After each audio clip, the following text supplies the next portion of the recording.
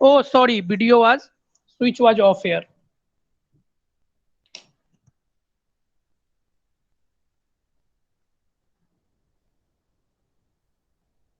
ये रूल जो बनाया गया है सेक्शन 241 और section 313 of government of India act 1935 जो है उससे लिया गया है। कॉन्स्टिट्यूशन ऑफ इंडिया जो बना आजादी के बाद, उससे पहले जो था गवर्नमेंट ऑफ इंडिया एक्ट के तहत भारत में शासन किया जाता था।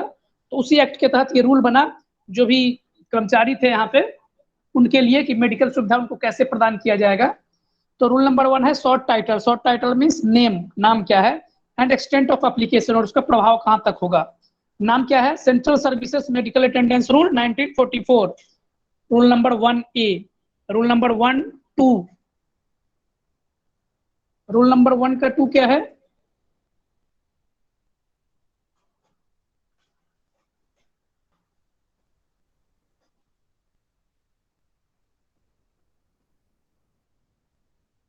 रूल नंबर 1 का 2 है they shall apply to all government servant other than railway, railway servant पे लागू नहीं होगा, and those of non gazetted rank stationed or in passing through Calcutta. Calcutta का कुछ ऑफिस है नॉन गजेटेड, वहां के non gazetted employ whose condition of service are prescribed by other rules, जिनका कंडीशन ऑफ सर्विस किसी अदर रूल से govern होता है, उन पे लागू नहीं होगा। जो आइदर ड्यूटी पे हो, लीव पे हो, या फॉरेन सर्विस पे हो इंडिया में, और सस्पेंशन पे हो किसी भी कंडीशन, ठीक है, बाद बाकी पे ये लागू होगा। और अभी के सापेक्ष में देखें तो अभी जहां भी central government health scheme CGHS का जहां भी सुविधा प्राप्त है वहां पे ये रूल लागू नहीं होता है। जिस भी शहर में सीजीएचएस नहीं है, मीन्स जहां पे सीजीएचएस का डिस्पेंसरी उपलब्ध है उससे 5 किलोमीटर दूरी के बाद ये रूल लागू होगा। तो ये आपको ध्यान रखना है। Rule number 2 is definitions. इसमें डिफिनेशन क्या होगा,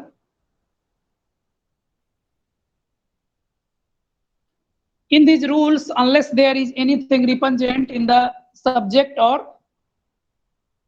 context, rule 2A authorized medical attendance means authorized medical attendance क्या होगा, in respect of a government servant who belongs to a central service class 1 group A के जो government servant है और whose pay is not less than 500, ये rule पुराना है इसलिए पुराना वाला ही पे है। और the principal medical officer of the district appointed by the government, group A के लिए प्रिंसिपल मेडिकल ऑफिसर जो होगा डिस्ट्रिक्ट का वो होगा authorised medical attendant. Authorised medical attendance का मीनिंग ये होता है कि जिस स्टेशन पे जहां पे भी आप होम टाउन में हैं या कहीं भी है, आउट ऑफ स्टेशन है, हेडक्वार्टर में है, जहां पे बीमार पड़ेंगे उस जगह के हिसाब से डिसाइड होगा कि आपका ऑथराइज्ड मेडिकल अटेंडेंट कौन होगा। जैसे ही आप बीमार पड़ेंगे तो पहले ऑथराइज्ड मेडिकल अटेंडेंस के पास जाएंगे दिखाने के लिए, वो अगर आपको दवाई देता है ठीक हो जाते हैं ओके, नहीं तो वो आपको रेफर करेगा अपने सीनियर हॉस्पिटल या कहीं बड़े अस्पताल में। तो यही ऑथराइज्ड मेडिकल अटेंडेंट होता है। ग्रुप ए के लिए प्रिंसिपल मेडिकल ऑफिसर है डिस्ट्रिक्ट का, वो होगा। In respect of government servant not belonging to central service group A, जो ग्रुप ए का नहीं है, ये तो चेंज हो गया है, ये तो पुराना है। An assistant surgeon medical graduate means MBBS भी है, मेडिकल ग्रेजुएट, या फिर आपका आयुर्वेदिक वाला है, हेम्योपैथिक वाला ग्रेजुएट है मेडिकल का, तो वो भी आपको ऑथराइज्ड मेडिकल अटेंडेंट के रूप में काम करेगा, ठीक है। और other medical officer appointed by the government, और अगर गवर्नमेंट के द्वारा कोई अपॉइंटेड है तो वो होगा। पहले तो ये पता करना है कि गवर्नमेंट के द्वारा कोई है या नहीं, या फिर आपके ऑफिस के द्वारा कोई नियुक्त है कि नहीं ऑथराइज्ड मेडिकल अटेंडेंट। अगर नहीं है तो फिर आपके नजदीक में प्राइवेट है तो उसमें भी आप जा सकते हैं, बट जनरल कंडीशन में प्राइवेट में आपको इमरजेंसी में ही जाना है। अगर इमरजेंसी नहीं है तो पहले आपको सरकारी प्रीफर करना है, अगर वो दूर भी होगा फिर भी। क्लियर है। Third number point is in respect of any other government servant an assistant surgeon grade 2, तो ग्रुप ए हो गया और ग्रुप बी सी हो गया, और ये जनरल कंडीशन में दे दिया। और भी कोई और अगर है किसी और कैटेगरी का तो उसके लिए भी असिस्टेंट सर्जन या मेडिकल ऑफिसर, मीन 2 ही कैटेगरी है। ग्रुप ए गवर्नमेंट सर्वेंट के लिए जो चीफ मेडिकल ऑफिसर है, प्रिंसिपल मेडिकल ऑफिसर है वो, और बाद बाकी जितने सर्वेंट है उस गवर्नमेंट सर्वेंट है उनके लिए मेडिकल ग्रेजुएट कोई भी हो, एमबीबीएस हो या फिर हेम्योपैथी हो या फिर आयुर्वेदिक का ग्रेजुएट हो, वो सब भी वहां भी दिखा सकते हैं। Authorised medical attendant depends upon the place at which government employ fall ill, जहां पे बीमार पड़ता है उसके हिसाब से डिसाइड होगा। क्लियर है। Any objection, anybody, any query, बताइए कोई दिक्कत है तो। Next is rule number 2B district. District means क्या होता है, जो भी हमारा जिला है, डिस्ट्रिक्ट तो हम लोग जानते हैं। 2C means government. गवर्नमेंट का मीनिंग क्या होगा यहाँ पे देखिए, मेडिकल रूल के लिए। In respect of part A and part B state, the state government कुछ पार्ट वाइज बांटा है उसके हिसाब से। जनरली स्टेट गवर्नमेंट का ही हॉस्पिटल होता है तो स्टेट गवर्नमेंट ही होगा। In respect of C, lieutenant governor or the chief commissioner as the case may be. Part C आपका हो गया एक केंद्र शासित प्रदेश के लिए, क्योंकि हेल्थ जो है वो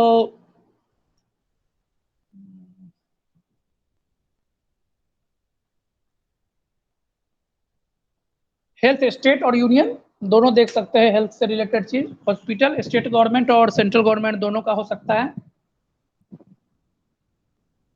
रूल बट जनरल जो रूल बनाती है हेल्थ से रिलेटेड वो स्टेट गवर्नमेंट ही बनाती है, बट केंद्र सरकार भी उस पर कर सकती है फाइनल।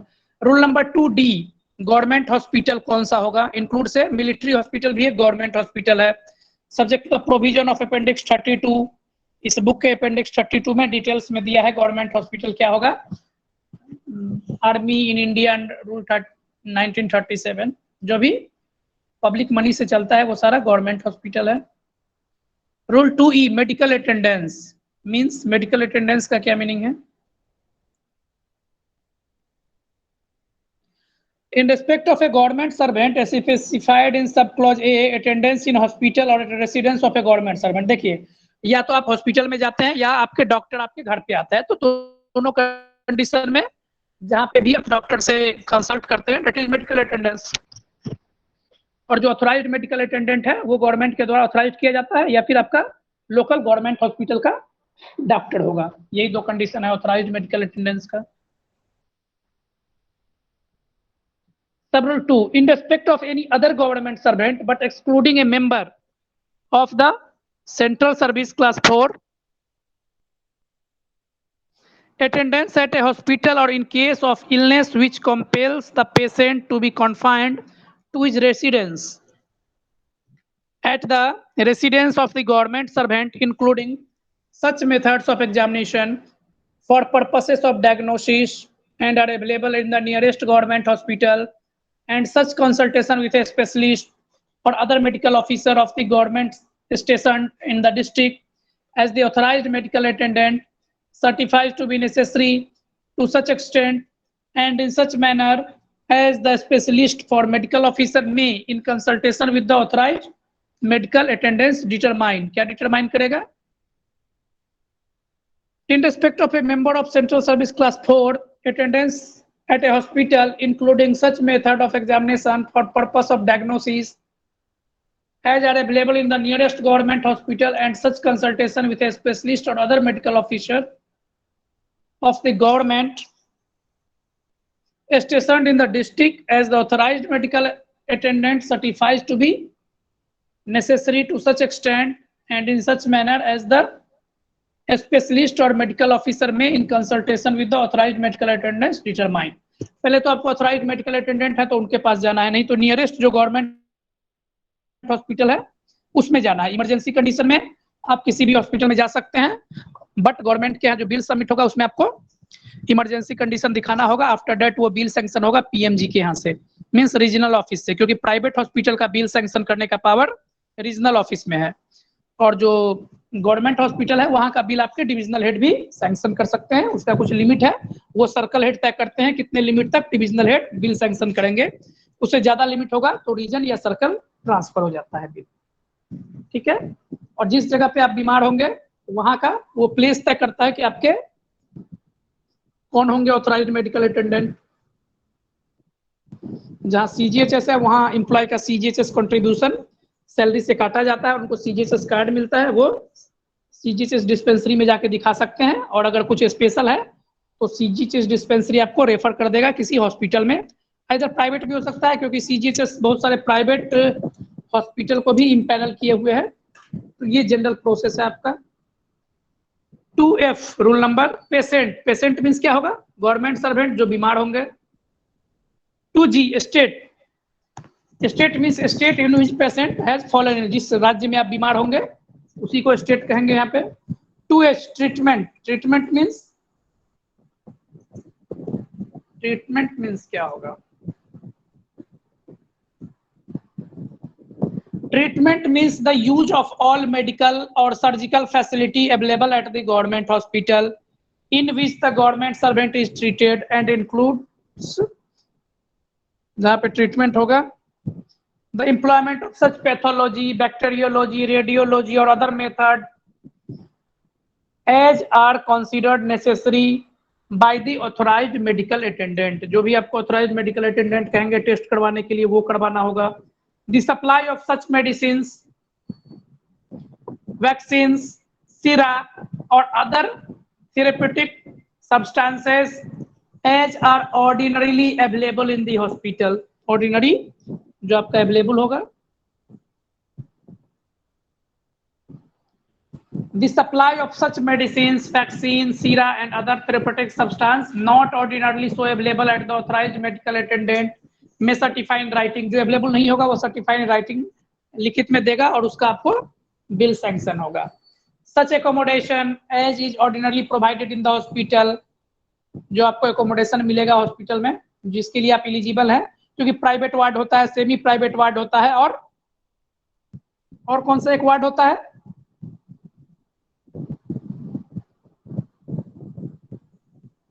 ऑर्डिनरी वार्ड होता है शायद.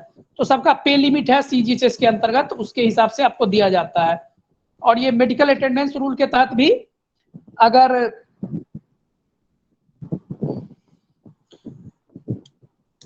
अगर प्राइवेट हॉस्पिटल का होता है या फिर गवर्नमेंट हॉस्पिटल का ज्यादा रेट अगर चार्ज किया है तो उसको सीजीएचएस रेट से ही रिइंबर्स किया जाता है, ये भी ध्यान रखना है. Next is rule number 3, medical attendance. 3.1 A government servant shall be entitled free of charge to medical attendance by the authorized medical attendant. जो भी authorized medical attendant होगा उससे फ्री ऑफ चार्ज आप मेडिकल सुविधा ले सकते हैं गवर्नमेंट सर्वेंट. बट अगर कोई चार्ज लिया है, कुछ फैसिलिटी अवेलेबल नहीं है, तो वो आपको रिइंबर्सेबल होगा आपके ऑफिस के द्वारा. रूल नंबर 3.2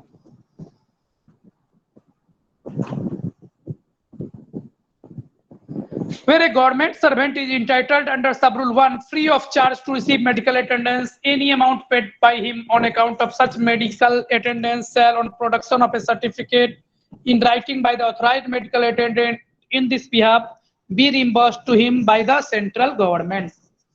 तो उस तरह से अगर कुछ होता है तो सेंट्रल गवर्नमेंट के द्वारा रिइंबर्सेबल होगा.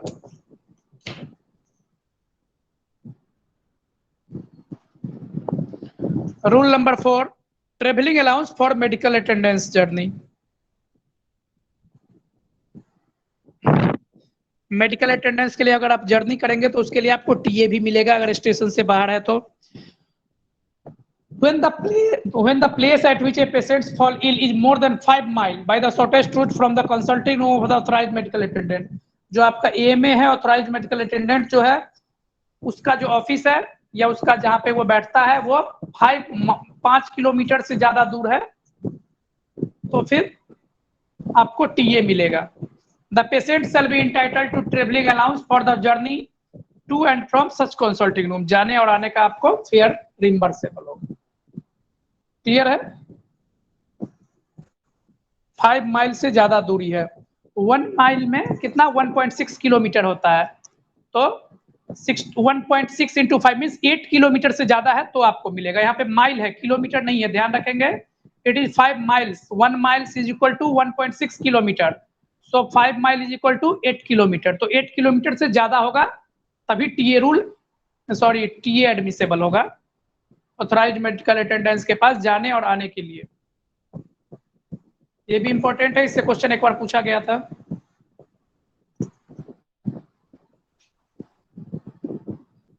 Next is point number B.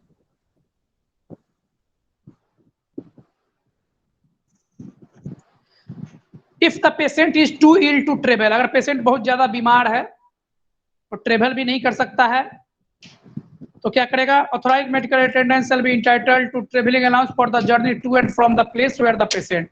अब जो है पेशेंट वो ट्रेवल करने लायक नहीं है तो क्या करना पड़ेगा? ऑथराइज्ड मेडिकल अटेंडेंट को उससे घर जाना पड़ेगा. तो ऑथराइज्ड मेडिकल अटेंडेंट जो होगा उसको टीए मिलेगा आने जाने का.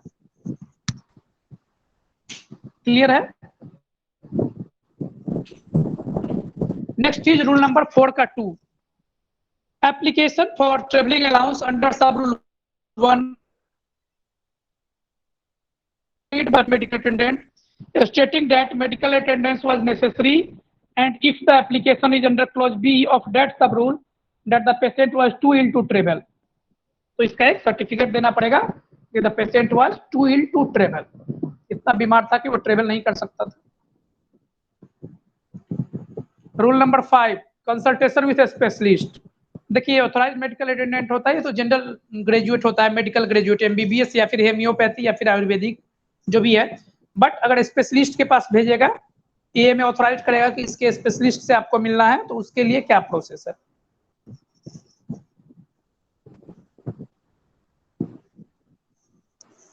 If the authorized medical attendant is of the opinion that in the case of a patient is of such a serious or a special nature as to require medical attendance by some person other than himself, he may be, with the approval of Chief Administrative Medical Officer of the state, send the patient to the nearest specialist. जो hospital का head होगा उसके order से, signature से patient को nearest specialist doctor के पास भेज सकता है। If the patient is too ill to travel, summon such a specialist or other medical officer to attend upon the patient. Patient ill है तो स्पेशलिस्ट को भी सम्मन जारी करेगा और स्पेशलिस्ट आके उसको पेशेंट के घर पे देखेगा, उसको भी टीए मिलेगा।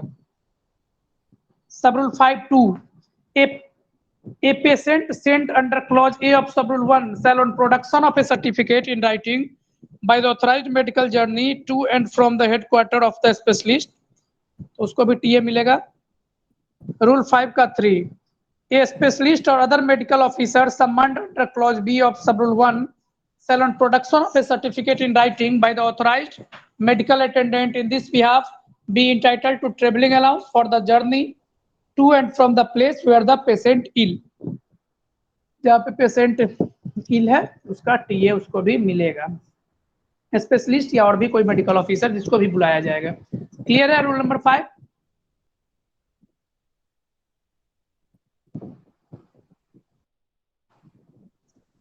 Next is rule number 6, medical treatment. अब ट्रीटमेंट किस तरह से होगा ये देखिए।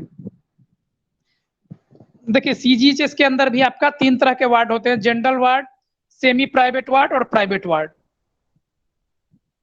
सीजीएचएस से पिछले बार जो क्वेश्चन पूछा था, देखिए कार्ड का कलर अलग अलग होता है, वहां पे आपके सांसद महोदय भी जाते हैं, रिटायर्ड सांसद महोदय भी जाते हैं, आपके रिटायर्ड एम्प्लॉय भी जाते हैं और वर्किंग गवर्नमेंट एम्प्लॉय भी जाते हैं, तो इनके कार्ड का जो उस पे कलर होता है उसका वो अलग अलग, जैसे वर्किंग गवर्नमेंट सर्वेंट का ब्लू कलर का कार्ड होता है, तो इसी तरह से रेड होता है पेंशनर का और ग्रीन होता है, तो इस तरह से 3-4 कलर है जो अभी हम लोग देखेंगे सीजीएचएस में, तो वो पूछा गया था पिछले बार 2019 में, सीजीएचएस के कार्ड का कलर क्या होता है, तो उसको हम लोग देखेंगे अभी।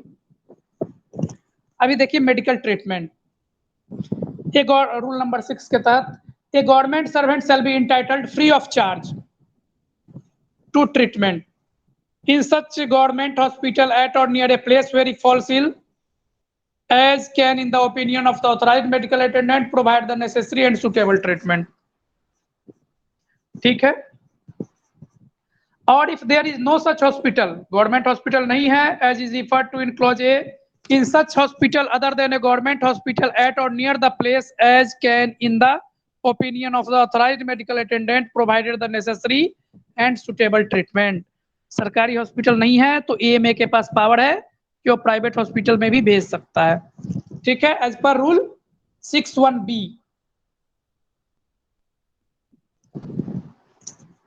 नेक्स्ट इज रूल नंबर 6 का 2, where a government servant is entitled under sub rule 1 free of charge of treatment in a hospital, any amount paid by him on account of such treatment shall on production of a certificate in writing by the authorized medical attendant in this behalf be reimbursed to him by the central government, तो उसको reimbursed हो जाएगा 6(2) के rule के तहत।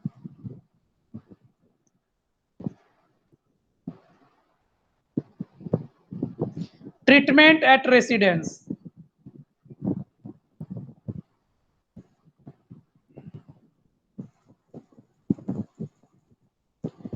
Treatment at residence, rule number 7, residence पे अगर treatment हो रहा है।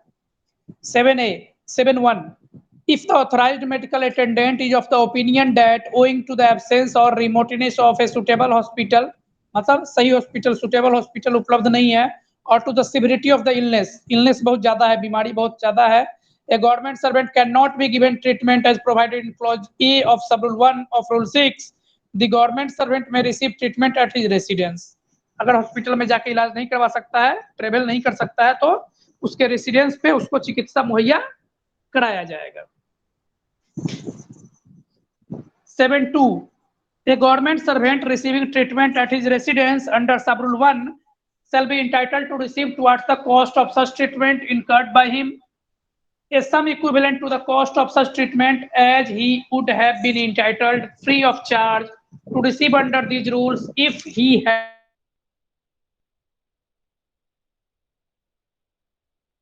had not been treated at his residence। Treatment लेता उसी तरह से उसको फ्री ऑफ चार्ज, जो भी उसको एक्सपेंडिचर होगा सारा रिइंबर्स किया जाएगा bye the government. 7(3), claims of sums admissible under sub rule 2 shall be accompanied by a certificate in writing by he authorized medical attendant stating his reasons for the opinion referred to in sub rule 1 and the cost of similar treatment referred to in sub rule 2। Rule number 8, other medical facility, general condition हो गया।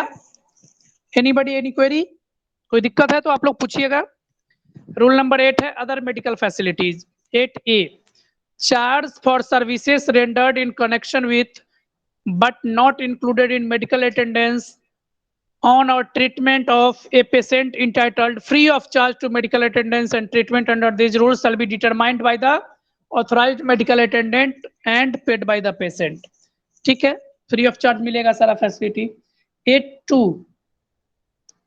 if any question arises as to whether any service is included in medical advance or treatment, it shall be referred to the government and the decision of the government shall be final।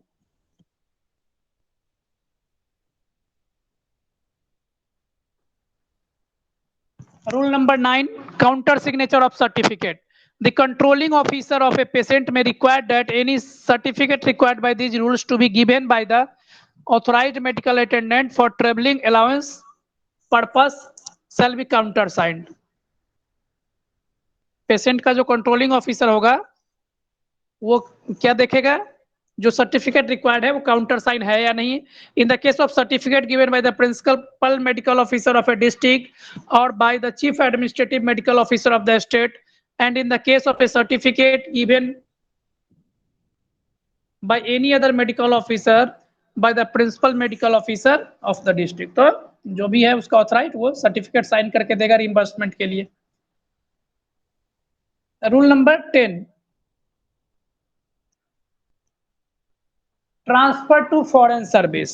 Foreign service पे अगर चले जाएंगे तो क्या होगा medical rule का, no government servant shall be transferred to foreign service unless the foreign employer undertakes to afford to him so far as may be privilege not inferior to those which he would have enjoyed under these rules if he had been in the service of the government of India। Means Bharat सरकार के अंदर, भारत सरकार के service पे उनको जैसा medical facility मिल रहा था, अगर यही टर्म एंड कंडीशन के लिए फॉरेन जो एम्प्लॉयर है वो तैयार होगा तभी फॉरेन सर्विस पे गवर्नमेंट एम्प्लॉय को भेजा जाएगा।